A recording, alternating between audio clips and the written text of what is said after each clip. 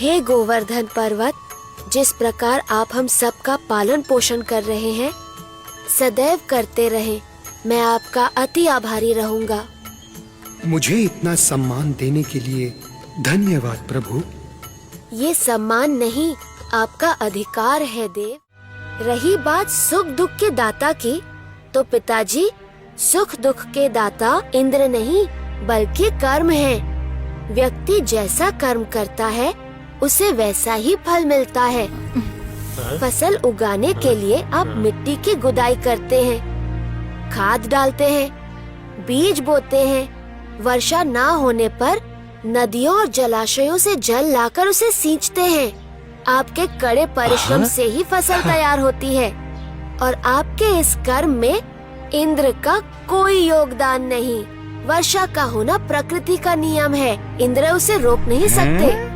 इसीलिए आपको उनकी नहीं बल्कि गोवर्धन पर्वत की पूजा करनी चाहिए, जो बादलों को रोककर वर्षा करने पर विवश करते हैं और उसके जल को नदियों तक पहुंचाते हैं। मीठे पानी को जलाशय बनाते हैं। कुछ पानी रोककर अपने ऊपर पेड़ पौधों को सींचते हैं। उनके पेड़ पौधों से हमें और हमारे पशुओं को आवश्यक भोजन मिलता है। और ये सब गोवर्धन पर्वत बिना किसी स्वार्थ के करते हैं। इसीलिए यही पूजनीय है। यदि मैं गोवर्धन पूजने की बात ना करता तो कृष्णा भी नहीं करता।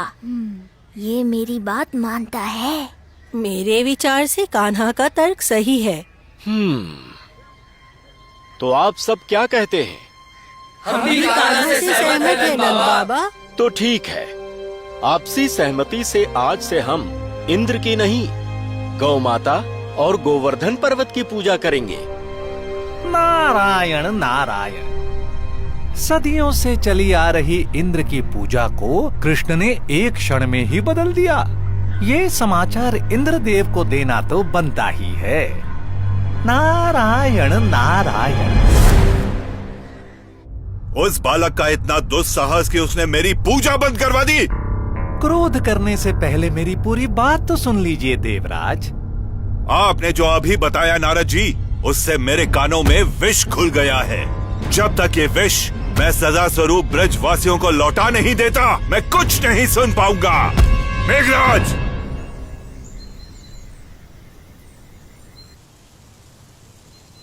कान्हा, आओ तुम भी आरती करो। ये लो। हे गोवर्धन पर्वत, जिस प्रकार आप हम सबका पालन पोषण कर रहे हैं, सदैव करते रहें। मैं आपका अति आभारी रहूंगा। मुझे इतना सम्मान देने के लिए धन्यवाद प्रभु। ये सम्मान नहीं, आपका अधिकार है देव।